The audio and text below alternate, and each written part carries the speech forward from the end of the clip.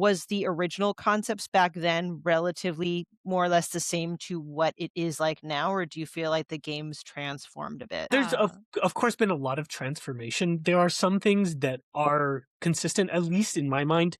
Holly has talked about this in like a couple of other interviews where she didn't know if White Knuckle was going to end up being a roguelike. But for me, it only ever made sense. Do a lot of gym and outdoor climbing, and a big aspect of gym climbing is the almost roguelikeification of routes. You see a lot of the same handholds over and over again. They're just changed to make a new, interesting problem for you to solve. And in that way, I thought roguelikes were perfect for rock climbing.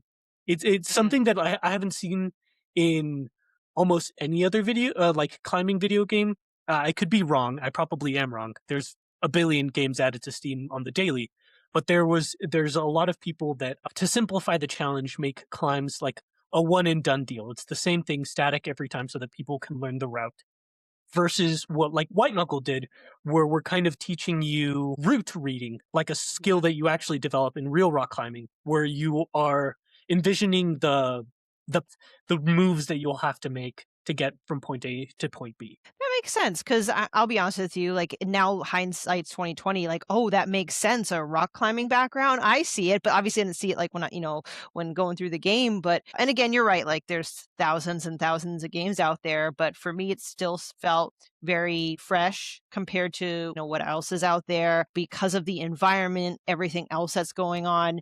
There are multiple ways, it seems, and you sometimes have to kind of experiment. Sometimes it'll work out. Sometimes you got to pick a different path and learn your lesson. So sounds like a roguelike to me. So little different aspects of it. And as Quinn, if you'd mind, since you were speaking, so you helped a lot with the art assets, right? Or correct me if I'm wrong, like a lot of art. Now I did. I would say Okay. that at the start, it was Holly's the look like White Knuckle. It's not enough to call Holly the lead developer. I would also say that she's like the look originator. She is the one who worked all of the pipelines for like environments, for items. Like this is her workflows that I like got accustomed to. So at the start, I think all I did was like make like I refined the hand animations and I made like one or two Yeah. items. The rest of that was Holly. Most of the demo development time was just me getting up to speed with her workflows.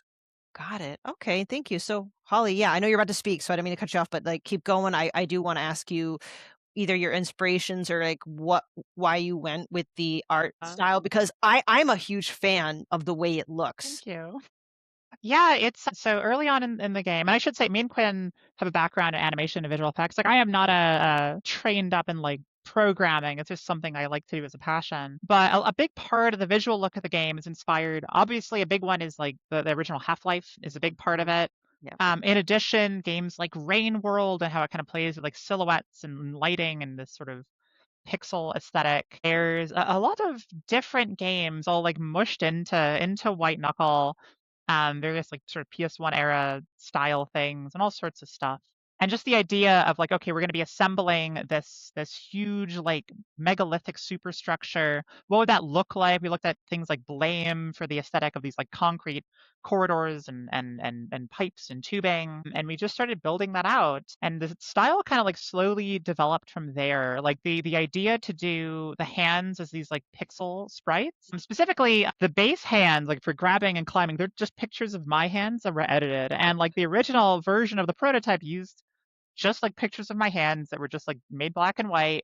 And then we were going to actually lean really heavily into just like a heavy dither effect, like Return of the Obra Dinn, which is like two-tone. Yes. But it was kind of a nightmare to make that work with also needing to be able to sight read rooms for like Right. grabbing handholds. And so we're like, okay, we'll keep the dither, but we'll sort of open the palette a bit.